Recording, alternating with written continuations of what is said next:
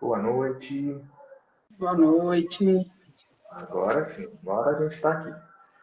Tá? Agora deu Vamos esperar certo. mais um pouquinho. Agora deu, agora estamos online.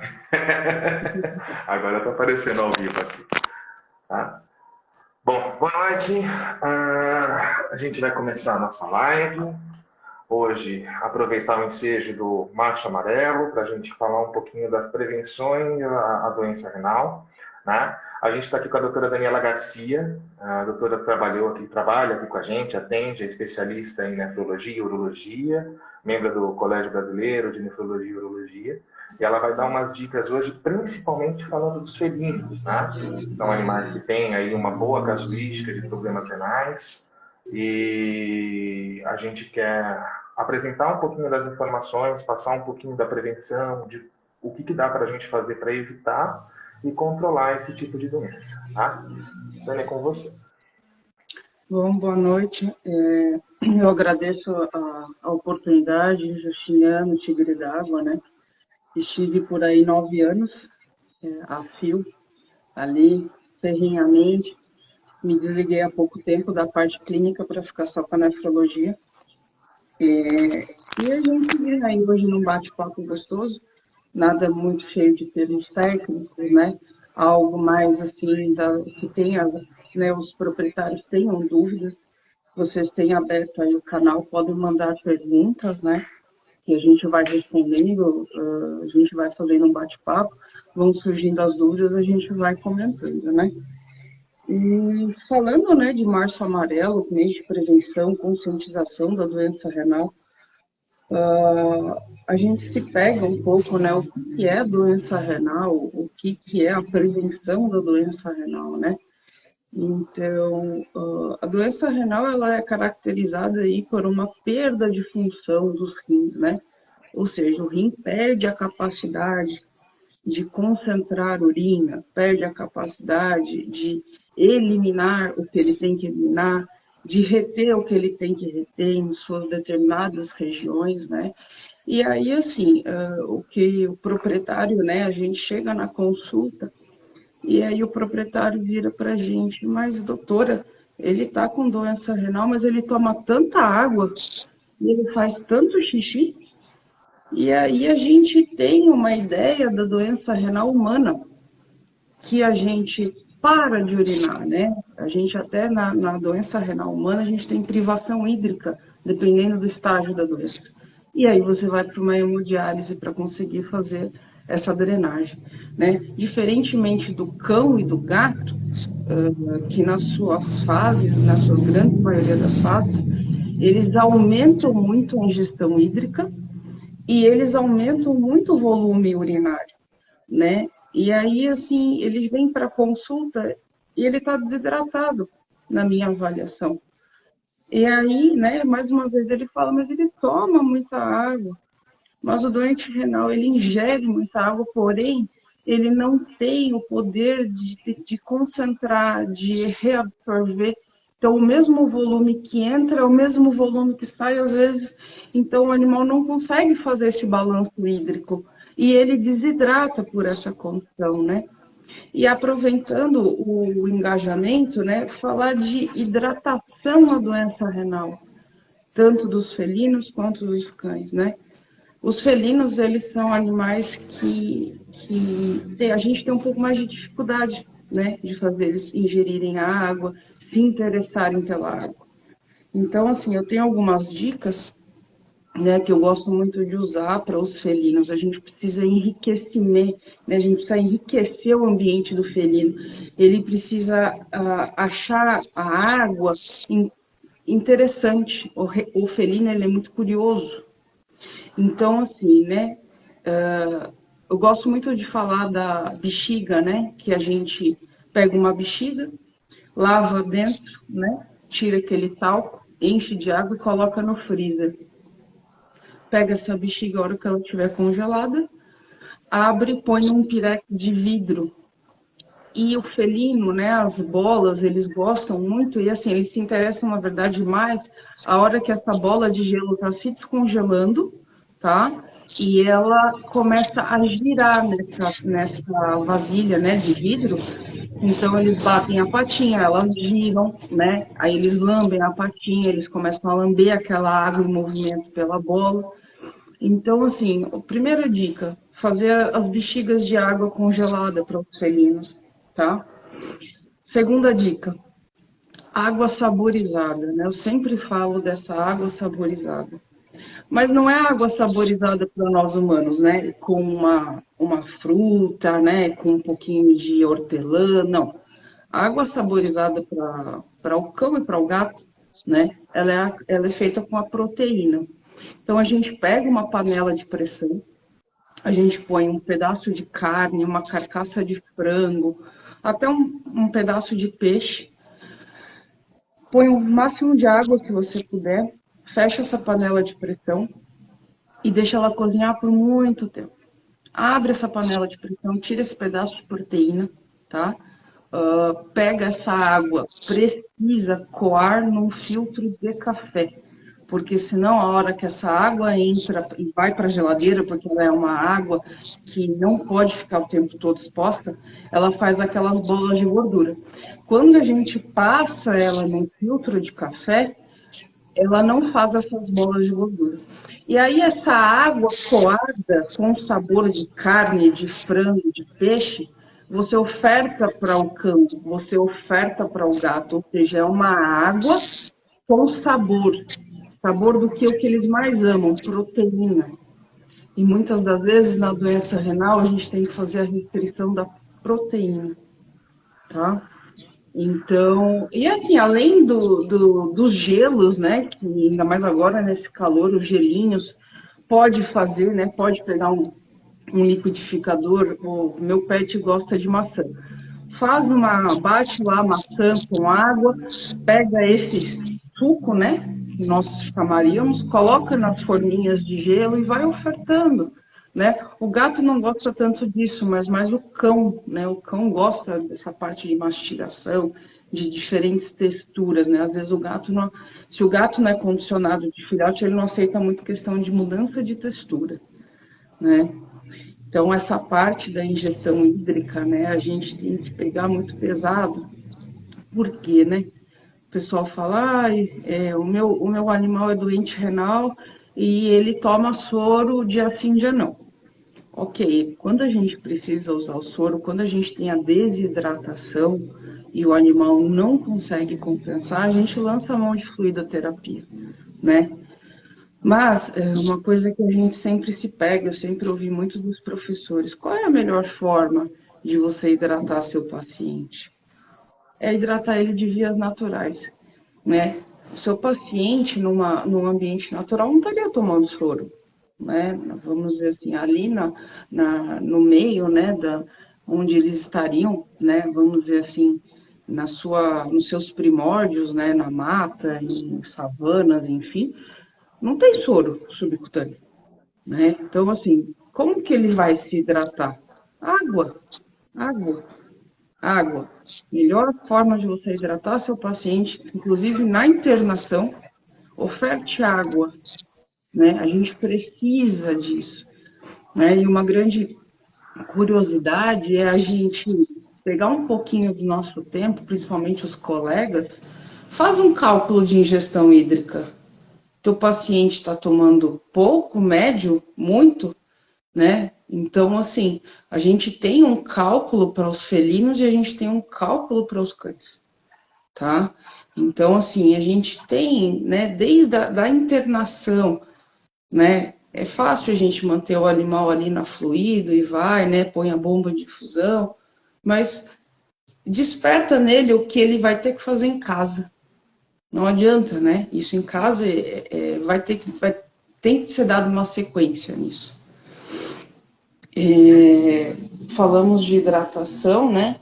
Um tópico, né? Ju, se eu quiser me interromper aí, não pode ir me ajudando aí. Não, pode ir, tá, né? Só avisar o pessoal também, que se alguém quiser deixar uma pergunta, fazer alguma coisa, a gente já responde aqui também, né? Então, Isso. deixar esse campo aberto até agora ou depois também, tá? A gente vai respondendo as perguntas, tá? Ô Dan, você falou também da parte de injeção hídrica, tudo, e na parte ambiental. Bom, na parte ambiental, né? Felinos. Felinos, normalmente onde eles comem, eles não se interessam pela água, tá? Tenha em casa muita forma de você diversificar o teu ambiente, né? Ou seja, potes de água por diversos lugares, fontes de água, tá? Normalmente aquele gato, né? A gente tem que se preocupar com aquele gato que pede para tomar água na torneira e quando não tem ninguém em casa o gato não toma, né? O gato só se hidrata quando tem alguém mexendo na torneira. A fonte imita, né? Mimetiza um pouco esse movimento da água, né? E assim, espalhem potes. Gato não tolera, não suporta encostar os bigodes. Se o gato tem que enfiar a cara, para ele aquilo já é a morte. Ele não vai tomar. Então, potes altos, hoje no mercado isso é muito difundido, né? Né? A gente chama as vibriças do gato, né? Os bigodes. Não. Então, assim, hoje tem potes altos, hoje tem potes, né, que o pessoal fala que é uma altura específica para o animal também não fazer uma posição totalmente baixa, né? Até para evitar refluxos, né? Tem toda uma questão de um estudo muito importante nisso. E assim, principalmente, né, quando você tem um ambiente multicat, né, que o pessoal fala, ou seja, aquela casa, aquele apartamento que tem 2, 3, 4, 5 felinos, né? Então, assim, espalhe potes, espalhem potes de comida e potes de água, né? O que a gente fala muito. Infelizmente, né, não é, entre felinos, não é muito igual ao cão, né? Os felinos têm aquela coisa de se estranharem, demarcação de território, aí você tem lá num apartamento, fica um no quarto, outro no outro, e esse felino não vai sair desse outro quarto para vir até o pote de água. Então esse felino vai desidratar, porque o enfrentamento dele com os outros, com quem ele não tolera, ele vai evitar, e ele vai. Então, assim, eu tenho 2 felinos que se dão bem, que ficam aqui, outros ficam ali na sacada. Então, assim, espalhe potes de água, espalhe potes de comida.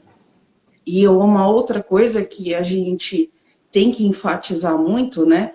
Caixas de areia. Caixas de areia.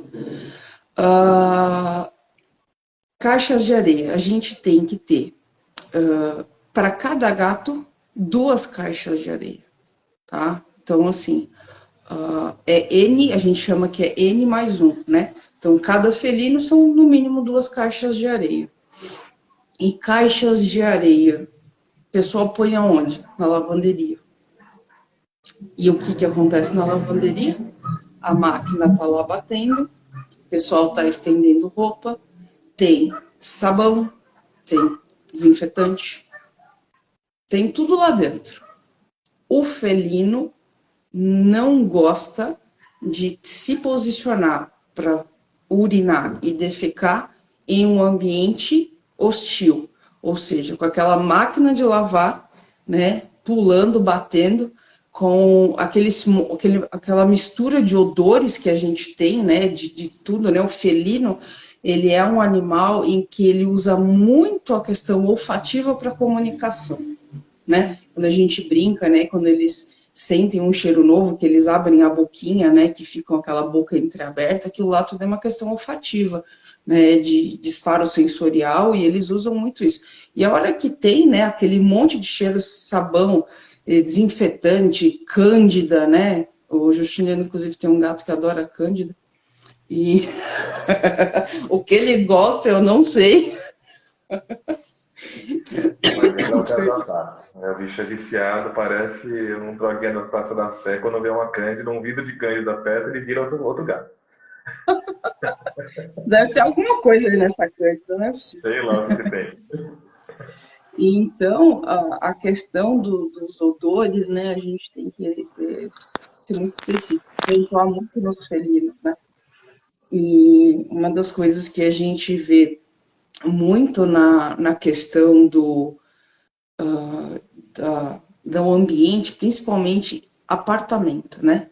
Apartamento a gente tem aí X metros quadrados, claro, tem algumas exceções, mas normalmente menor do que o ambiente de uma casa, né? Animais, vários animais disputando o mesmo território, né? E aí a gente coloca incenso. Nossa, para o gato isso é a morte, né? A gente põe incenso, a gente coloca difusores de tomada com odores, né? A gente fuma, né? A gente usa o seu, né, o pinho-sol, aqueles produtos de limpeza, né? Cada um com um cheiro diferente, cada semana. Então, assim, isso para o felino, isso é uma questão muito complexa, né? A gente precisa deixar esse ambiente o mais livre de odores possíveis, né? Então, assim, o máximo que a gente vai colocar é a questão, né, que eu gosto muito de falar do feromônio, né? Que é o Feliway, né? Que inclusive, né, o Feliway, a gente, hoje em dia, né, antigamente quando o Feliway foi lançado, existia somente um tipo, né, de Feliway. Hoje ele já tem o Feliway Friends, né, que é para gatos, né, que se atritam entre eles, né, principalmente quando você quer criar, não digo uma amizade entre eles, mas uma tolerância. A gente usa o Friends, né? E tem o Classic, que na verdade vai mais aquela questão hormonal, né? De sensação de bem-estar com a mãe, né? E aí a gente coloca, né? O importante também a gente lembrar é que não adianta você colocar um difusor de tomada num apartamento de 100 metros quadrados. Ele tem uma limitação, né? E também o importante a gente falar não adianta você colocar ele atrás de um móvel, né? Colocar ele atrás com uma prateleira. Não, ele tem que ter um ambiente livre. Né? E uma coisa que esses dias eu tava estudando, né? Uma professora minha do programa de aprimoramento, coisa que o pessoal não fala muito, mas o aparelho, né, o difusor de tomada do Feliway, ele tem que ser trocado a cada 6 meses. Não adianta você comprar um e achar que só vai colocando o refil, que ele perde, né, essa capacitação dele. Então, assim, a gente falar, né, desses ambientes multicats.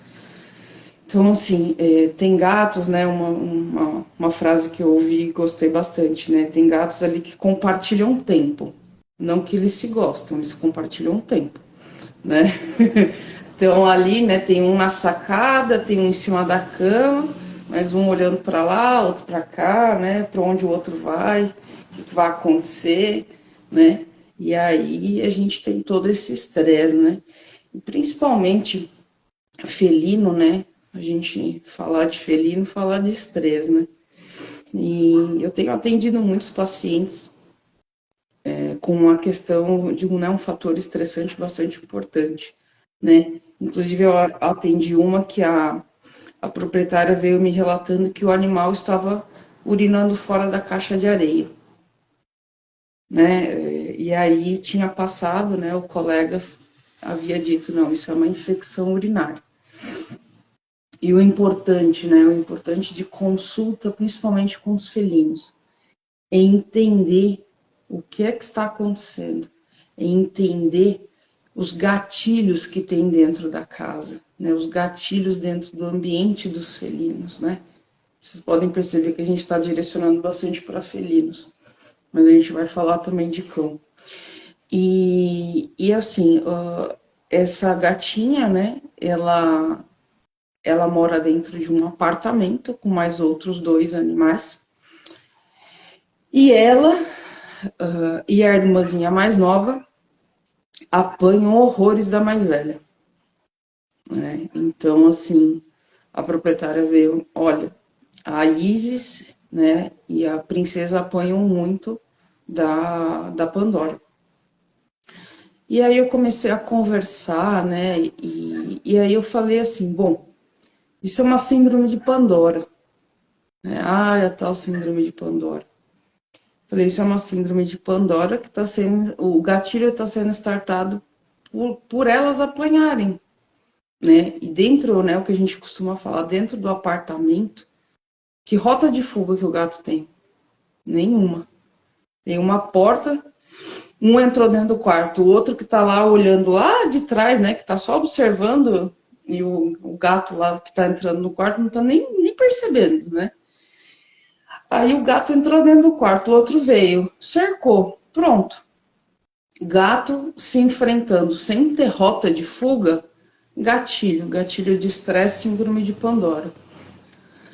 De 10 gatos que você vai atender na clínica com obstrução, cistite, 7 a 8 são síndrome de Pandora, tá? Então, assim, a gente precisa cuidar, a gente precisa cuidar. A gente precisa conversar muito com o proprietário, né?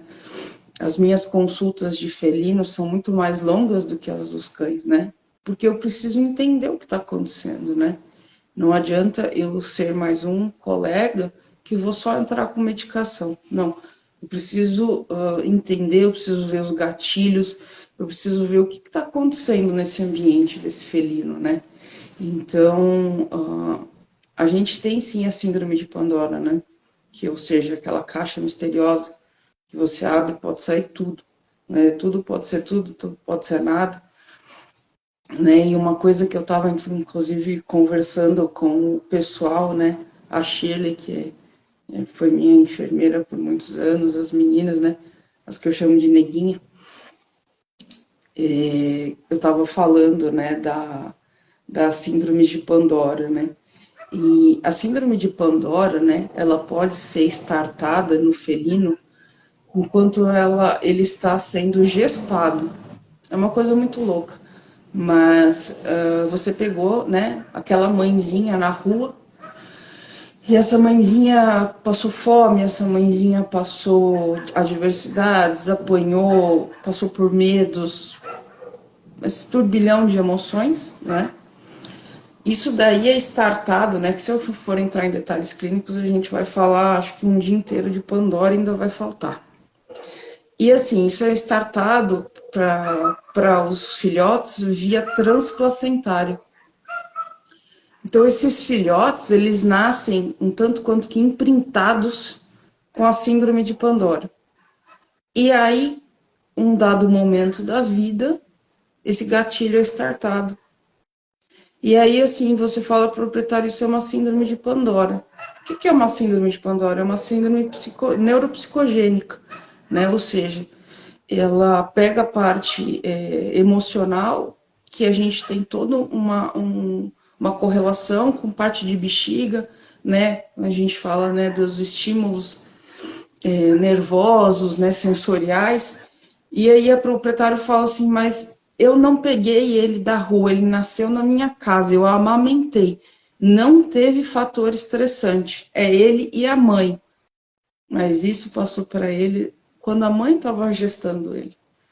Então, isso não dá para a gente saber, né? Então, assim, por isso que a casuística de Pandora é muito alta, ou seja, os gatos de ruas, né, a gente tem, infelizmente, a questão do pessoal não castrar, né, apesar de ter castração de campanha, tudo, infelizmente, não é uma cultura nossa, né, infelizmente. E aí, assim, o que você tem é uma progressão de nascimento de filhotes de cães e de gatos, assim, numa prospecção estratosférica. Então, assim, como que uma mãezinha gestante não passou uma condição difícil na rua? É praticamente impossível. Um dia um cachorro vai correr atrás dela, ela vai ter que subir, ela vai ter que se virar, ela vai ter que comer lixo, ela vai ter que tomar água, né? Imagina ela tomar água onde, né? Movimento de carro, tudo, como que ela vai, né? Aquela condição do felino para tomar água, ele tem que estar tranquilo, porque o felino, né? O Justiniano tá aí para não me deixar falar besteira, né? O felino, quando vai tomar água, ele tá um tanto quanto que vulnerável, né? A gente vê muito isso naqueles National Geographic né? A hora que o felino está lá tomando água e é atacado. Então, você imagina, ela se posicionar para ingerir um pouco de água e aquele medo, aquele estado de alerta, né? Alerta 24 horas. Fora a condição de água, né? A condição de salubridade que esse animal está tendo quando ele é errante, né? É, todo animal, quando está se alimentando, ou ele está se hidratando, ele está em posição de vulnerabilidade, ele está num momento de estresse muito alto. Né? Não é à toa que animal cativo, ele bebe e come, porque ele come por estresse, ele bebe por estresse. Né? Então, tudo isso favorece, né? E aí você vai ter uma série de fatores, aí, por conta disso tudo, a gente tem essa síndrome de Pandora junto, né? Sim, e é assim, é muito importante a gente enfatizar, né, a gente entender, né, poxa, proprietário de gato é mais atencioso, né, ele vem para a nossa clínica quando ocorreu uma variação, tá acontecendo isso, tá acontecendo aquilo, fez um xixi fora. Então, assim, o proprietário de gato, ele é normalmente um proprietário mais atencioso, é um proprietário que vem mais rápido, tá? Não é via de regra, tá? Eu já peguei diversos tipos de perfis de proprietário.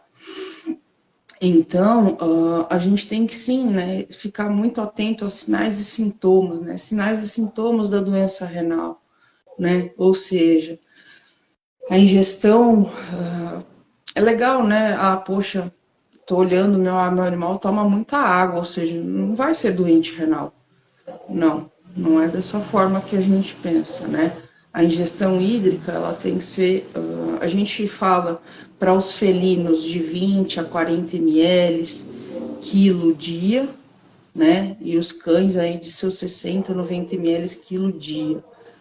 Né? É mais difícil você fazer, né, calcular isso quando você tem mais de um felino, mais de um cão que compartilha o mesmo pote, tá? Mas assim, proprietário de animal e tem um ou dois animais, fica mais fácil.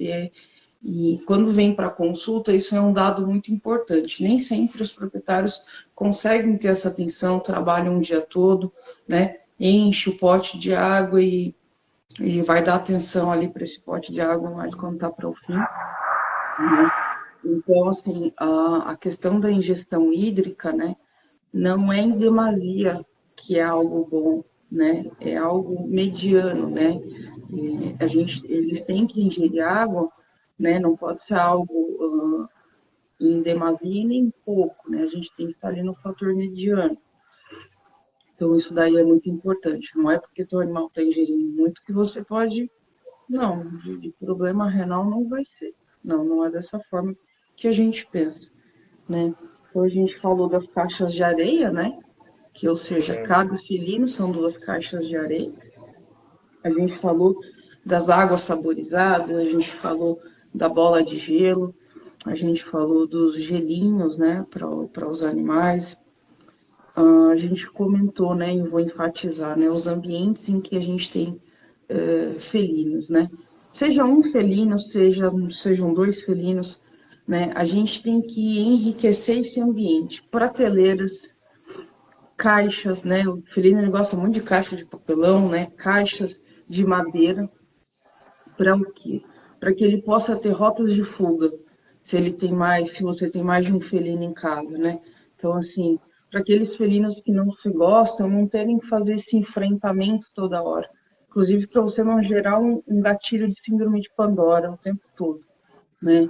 O gato, ele tem que ter o seu momento de relaxamento, né? O gato, ele não deve, né? Aquele gato que está em alerta 24 horas, né? Aquilo é um nível de cortisol que o felino deve estar assim nas alturas, e isso tudo está com a síndrome de Pandora, né? Uma das coisas que a gente tem que enfatizar, né, são esses gatilhos dentro de casa. Então, coloca prateleiras, coloca caixas, faça rotas de fuga, né? O felino ele tem que ter os seus momentos de descanso, né? eu fui atender, né, só para elucidar o nosso quadro, eu fui atender um gato, eu acho que faz uns 20 dias, e cheguei na casa, né, cheguei um apartamento, cheguei, né, entrei, conversei, a proprietária já queria trazer o gato, eu falei, não, deixa ele, eu vou conversando aqui com você e ele vai se ambientalizando comigo. E conversando, o gato com uma doença renal, cursando com uma doença renal, assim, uns níveis de ureia e creatinina que oscilavam muito, momentos bons, momentos altos, e pega o gato, em questão de 15 dias, o gato foi 5 vezes no colega, e faz sangue, e daqui 3 dias coleta sangue de novo, e soro subcutâneo, e N medicações via oral. E eu estava conversando, né? Consulta mais longa de felino, conversando. E até eu conseguir puxar o fio da meada, né? Enquanto, inclusive, eu estava ali na consulta, né? Eram 3 felinos nesse apartamento. 2 vieram me recepcionar e o meu paciente mesmo ficou dentro do quarto. E eu conversando, né? Aí eu perguntei para a proprietária, eu falei, você tem algum momento de carinho com o seu gato, de brincadeiras com o seu gato? Ela falou, não, eu trabalho bastante e pego ele mais, né, para poder medicar. Aí eu falei para ela, eu falei, imagina você, né, dentro de um ambiente restrito, onde você não tem para onde ir, em momento algum, né, e alguém vem e pega você, e enfia remédio na garganta e faz soro subcutâneo e aplica isso e aplica aquilo. Eu falei para ela, eu falei, você é o perigo iminente do seu gato. Você está tratando. Tua função é o quê? Nós, colegas, de prescrever e vocês de administrar. Eu falei, mas nesse momento, você é o perigo iminente. Ele não tem para onde correr, não tem para onde se esconder. Você acha ele debaixo do sofá, você acha ele no canto. Era um gato, que aí eu comecei a conversar com ela. E o que aconteceu? Eu falei assim, seu gato dorme? Ele consegue dormir? Ela falou, ele tá sempre em alerta. Eu falei, porque ele não pode ter ele tá em vigília 24 horas. E aí ela me relatou, né, que ele fica na janela olhando a rua, né, porque ele não tem muito mais o que fazer, e ele em alerta 24 horas, ele pescava, dava umas pescadas dormindo em pé, mas assim, coisas de segundos. Aí eu falei para ela, eu falei, para. Eu falei, a gente vai fazer o necessário. Mas você vai criar um elo de novo com o teu gato. Porque agora você é a pessoa, você pega para fazer algum procedimento, você pega para dar remédio, você pega para levar no veterinário, você pega para enfiar dentro da caixinha. O que o teu gato tem de coisas boas contigo? Nada, né? Então, assim, é uma coisa que a gente tem. A gente tem que ter, nem que sejam 5 minutos do seu dia. Interage com o teu felino. Brinca com o teu felino. Cria um elo. Eles têm muito, né? Entenda o seu felino. O seu gato é aquele que adora carinho, abre de barriga e quer. O seu felino é aquele que aceita 5 minutos de carinho, né? Só na cabeça, não passa da coluna para baixo, não pega nas patas. Então entende o teu animal, né? Hoje a gente fala muito de comunicação intuitiva, né? Comunicação intuitiva, o meu irmão aí, comunicação intuitiva é você entender o que o teu animal está querendo passar, né? O que o teu animal está precisando. E a gente, né, aquele momento na consulta e entender o que está acontecendo, né? Os animais, eles querendo ou não, isso é muito importante. Eles pegam muitas coisas nossas, né? Eles são os radares, né, principalmente. Então, assim, muitas das vezes eu estou na consulta, eu já avaliei o animal e falo, de quem esse animal gosta mais? Qual é o alfa? Né? O que está acontecendo? E eu fui, inclusive, numa consulta esses dias, né? E examinei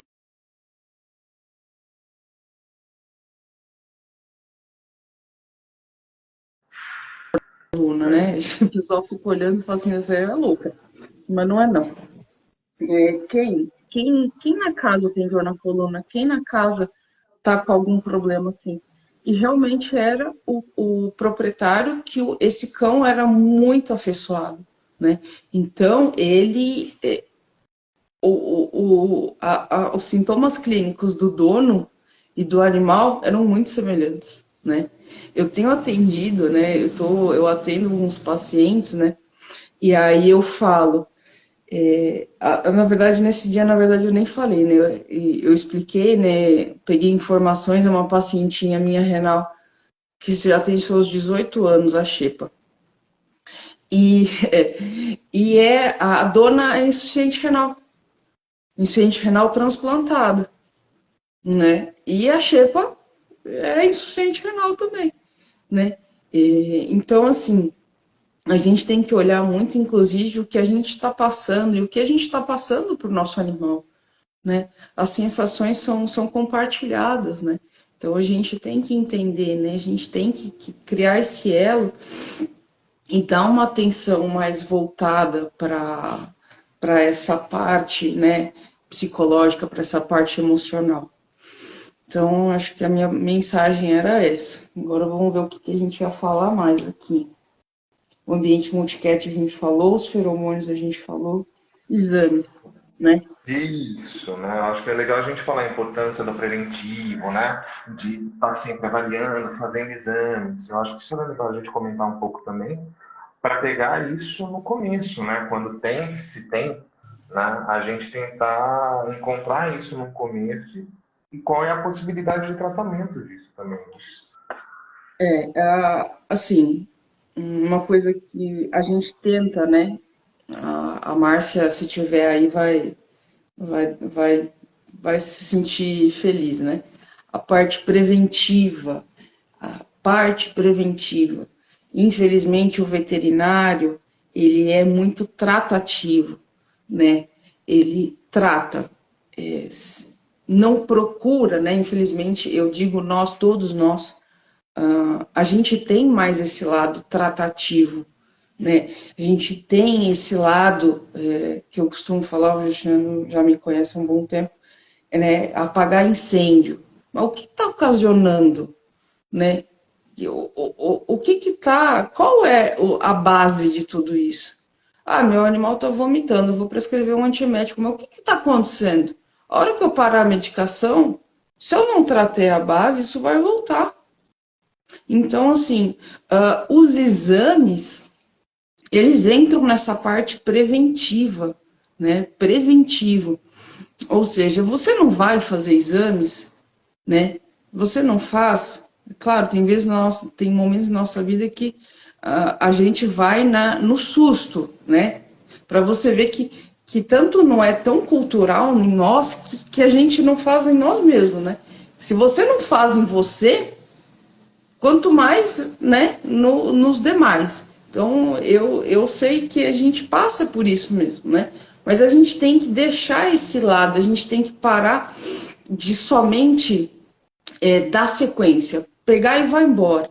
Não, vamos parar, vamos pensar um pouco. O que te ajuda no diagnóstico de doença renal? Exames. Não dá para você olhar e achar que, eu acho, vamos sair do achismo, tá? Eu achar é muito vago. Então, assim, vamos para uma consulta de check-up. Enquanto filhotes, tá? Pelo menos uma vez a cada ano, né? Principalmente os check-ups antes da castração, né? Exames de sangue, a gente faz pelo menos aí um hemograma. No hemograma eu tenho muitas informações.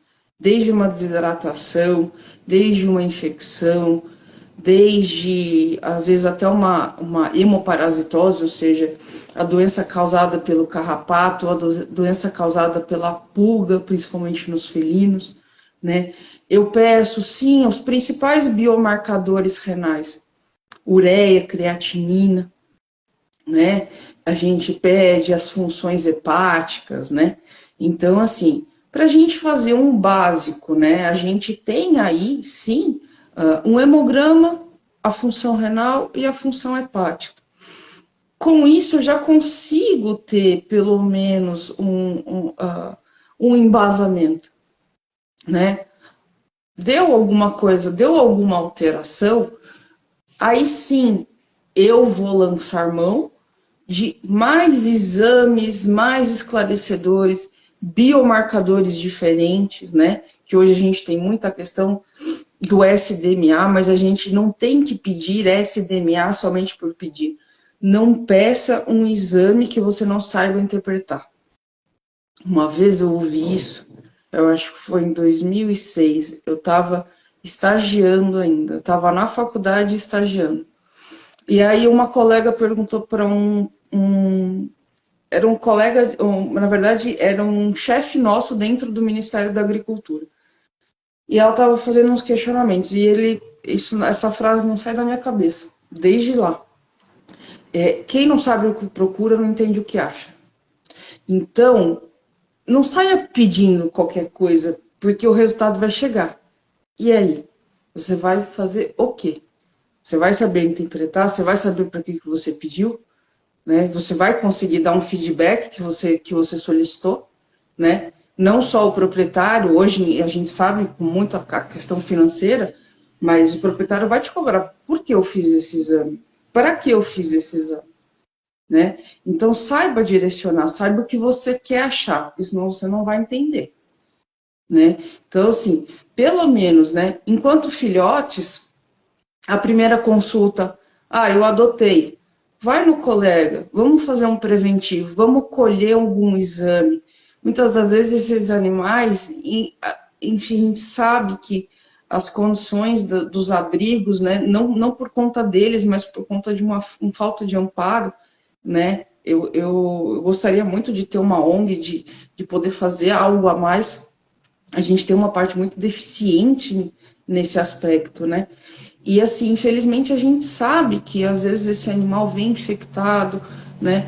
O abrigo fez tudo o que eles puderam, né? Mas muitas das vezes isso tá vindo de algum tempo. Então, assim, adotou, recebi a carteirinha, tudo, leva para aquele colega, né? Para aquele pediatra do seu filho de 4 patas, que vai acompanhar ele desde neném, né? Que vai ter todo o histórico dele, que vai ter todo o cuidado dele, que vai entendê-lo, né? Que vai acompanhá-lo, né? Eu, enquanto fiquei no Tigre d'Água como clínica, eu cheguei a pegar 3 gerações, né? Eu tinha cuidado do primeiro animal, esse animal tinha falecido, cuidei do segundo e estava no terceiro. Sim, foram 9 anos, e por esses 9 anos eu já tive 3 gerações de animais. Então, assim, é aquele elo que o pediatra dos seus filhos de 4 patas, né, das mães e dos pais de pet, tem que fazer, né? A gente tem que ter confiança em quem está cuidando da saúde da gente. Você não vai num médico que não te passa confiança.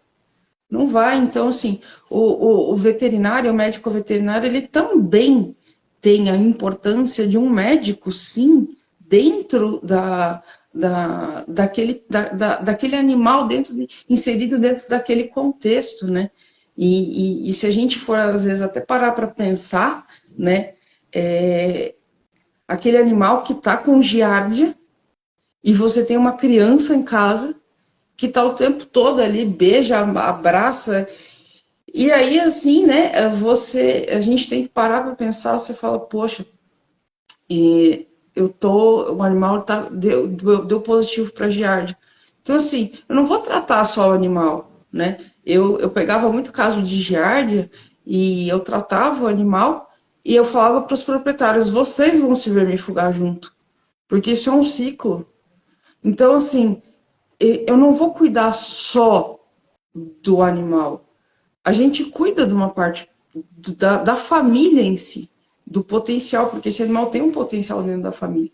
Às vezes tem uma pessoa fazendo uso de quimioterápicos, uma pessoa imunossuprimida, acontece de alguma contaminação de jardim, a gente tem... Então, assim, eu não posso fazer vistas grossas, né? Então, assim, a parte do acompanhamento, a parte da solicitação de exames, cabe sim ao colega, mas também da gente ir. Se a gente não for para consulta, a gente não vai conseguir fazer nada, eu não consigo solicitar, né? Então, assim, a parte de exames, a gente fazendo pelo menos um check-up anual já está de bom tamanho, 2 seriam perfeitos. E isso vai mudando conforme vão passando os anos desse animal, né? A necessidade de exames do filhote, do adulto e do sênior são bem diferentes, né? Então, né, é uma semelhança muito grande com a gente, né?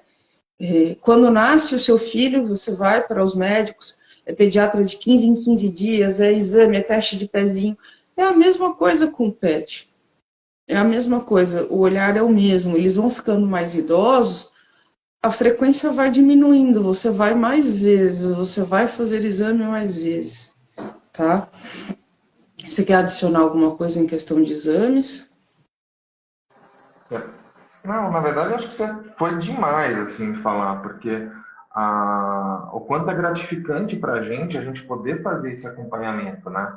A gente ter esse histórico, saber o que está acontecendo. Muitas vezes a gente conversa muito aqui, às vezes o que é normal para um animal, ao longo do tempo que a gente vai vendo, essa taxa de normalidade, por mais que a gente veja dentro do espectro de avaliação, a gente sabe quando o animal está começando a se alterar antes dele chegar numa alteração, né? Então, quando você tem o preventivo bem feito, quando você tem essa rotina de exames bem feitas, a gente vai entender esse paciente de uma maneira muito mais efetiva, muito mais rápida, né? Não é aquele momento que chega para a gente fica impotente de não ter o que fazer porque o estágio já está avançado, né? Então, a gente sabe, por exemplo, a gente está falando de doença renal, os estadiamentos das doenças renais, né? Do quadro inicial até o quadro mais grave, e o que a gente pode intervir dentro disso, né? Eu acho que você foi assim criteriosa, foi cirúrgica nessa situação de apontar isso. Isso é extremamente importante para quem tem qualquer pet, né? No caso dos cães, dos gatos, dos meus pacientes que vêm, que são diferentes um pouquinho, mas eu acho que assim a rotina clínica, a gente sempre fala isso e a gente tenta conversar muito. Quanto mais a gente consegue acompanhar, mais informação a gente vai ter para conduzir melhor o caso. Então, você principalmente, eu acompanhei você em diversos casos aqui, o quanto que a gente não acompanhou animais que estavam num quadro de ureia e create, num limite, mas que a gente já entendia que aqueles marcadores estavam passando, para falar, peraí, agora vai começar alguma coisa aqui. E aí, quando a gente pega isso de início, o quanto que a gente consegue dar de longevidade, de um tratamento efetivo, ou até uma remissão da doença, por conta dessa fase inicial, de pegar isso no começo, né, Dan? E uma coisa que eu gosto muito de enfatizar, né? Doença renal não é só ureia e creatinina aumentada. Doença renal é muito mais do que isso, né? Estadiamento da doença renal é muito mais do que uma ureia e creatinina aumentada, né? Então, assim, eu recebo pacientes, né, que vêm encaminhada para mim somente com uma ureia e creatinina, né? É impossível você estadiar, você entender teu paciente somente com uma ureia e creatinina, né? Então, a gente lança a mão de algumas outras coisas, sim, né? Então, uma das coisas que a gente enfatiza, sim, os exames, né? Até mesmo porque uma das coisas que eu enfatizo muito para o proprietário, eles, muitas vezes eles se prendem a valores numéricos, somente a valores numéricos. A minha ureia, doutora, aumentou 10, aumentou 20. Não se prendam somente a valores numéricos. Claro, a gente tem que sim ter eles como parâmetro, né? Mas, assim, o que para mim pega mais é a questão de sinais e sintomas, né? Ou seja, os animais, cada paciente vai tolerar um nível de ureia, um nível de creatinina, um valor de SDMA. Então, assim, uma coisa que eu aprendi na nefrologia é não generalizar, é individualizar, né? Eu pego esse paciente, por exemplo, eu já, dos casos mais absurdos que eu já vi, né? Inclusive foi aí no Tigre d'Água, o Duque. O gato chegou para mim, né? Eu olhei assim, eu falei, bom, esse gato tá com um jeitinho de doente renal, né? Gatinho já velhinho. A hora que nós fizemos os exames, né? Eu nunca tinha visto. 667 de ureia e 23 de creatinina. Você olha o exame e você fala assim, não tá vivo. Tá vivo. Tava vivo muito bem. Né? Então, assim, eles vão se ajeitando, eles vão até o momento em que eles não conseguem mais driblar. Então, assim, cada paciente vai tolerar um nível de ureia, cada paciente vai tolerar um nível de creatinina. Para mim, eu posso ter gato com 2, 2,3, 2,5 de creatinina e tá bem. E eu vou ter gato que com 1,8 está agudizado. Ou seja, cada um tolera. É igual a gente, cada um tolera um nível de estresse. E eles é a mesma coisa. Né? E eu acho que para a gente fechar, a dieta renal. Né? A dieta renal, não ache que a dieta renal vai curar, que a dieta renal é preventiva. Não, a dieta renal ela é tratativa. E ela é tão tratativa que a gente inicia do estágio 2 em diante. Não é qualquer doença renal que eu tenho que mudar a ração. Entendam, a dieta renal a gente faz a questão de restrição proteica, né? E a gente tem um momento em que entrar, né? Não restringam. Eu já vi, tá, na minha vida aí, né, de veterinária, proprietário que acha que está prevendo, né, que vai cuidar, e esse gato, esse cachorro come dieta renal quase que desde filhote. Então, assim, né, já peguei isso. Então, assim, tive um professor que ele enfatizava, ele pegava no pé, ele falava, dieta terapêutica é em talonário, é em receituário, em bloco receituário. Por quê? Você vai, inclusive, não, vai comer dieta renal. Quanto? Não adianta você deixar à vontade. Não é dessa forma. Você está lá tentando restringir fósforo, está tentando controlar fósforo e a dieta está lá. Ele come meio quilo por dia. O animal tinha indicativo de 280 gramas dia, dividido em outras porções. E aí, você não vai controlar de jeito nenhum. Não vai controlar. E aí você vai se frustrar, mas é o quê? O erro está aqui. Então, assim, toda dieta terapêutica tem sua indicação, seu momento, quantidade. Isso é uma coisa muito importante. Tá? Dan, quero agradecer muito, uma baita aula de renal, essas aulas que a gente conversava aqui todo dia, né? E assim, todo dia tem informação nova, todo dia tem um negócio novo, porque é muita informação, muita coisa. Quero agradecer a todo mundo que ficou aqui, né? Mandar um abraço para a Débora, para a Letícia que estão aqui, a Amy, a Maria Angélica, e vamos fazer aquele quiz agora. Tá? A Elanco deixou um brindezinho aqui pra gente, né? Tá aqui, deixa eu ver se eu consigo mostrar para vocês. Tem uma sacolinha de brinde, né? E a Dani preparou uma pergunta do que a gente falou aqui. Para quem responder primeiro, vai levar esse quiz, esse brinde, tá? Dan, manda bala, que eu tô acompanhando as perguntas aqui, as respostas. Então, A gente falou, né? Vamos ver aí se os proprietários de gato se atentaram, né? Então vamos lá. Quantas caixas de areia cada felino necessita ter em casa? Primeiro que responder, eu já falo aqui. Quantas? Lembra que eu falei N e dei um número? Vamos ver aí quem que vai responder. Acho que a Vamos Tuca ver se vai também. ser um proprietário de gato ou vai ser um proprietário de cachorro. Cachorro. Vamos lá. Cadê a Débora, a Letícia, que estão aqui desde o comecinho, que elas entraram, que ela entrou Oh, no meu Deus, começo. cadê meu É a chance povo? delas. Olha lá, Débora, falei que era ela que ia acertar? Tá aqui, marmelado. Já mandou aqui, precisa de duas. Aê! Tá? N Depois mais eu falo. um. N mais um, sempre. Né? Mas Cada é gato isso. precisa de 2 caixas de areia. Ah, perfeito. Tava só vendo aqui, eu já estava sabendo que ela ia acertar aqui mesmo. Tá?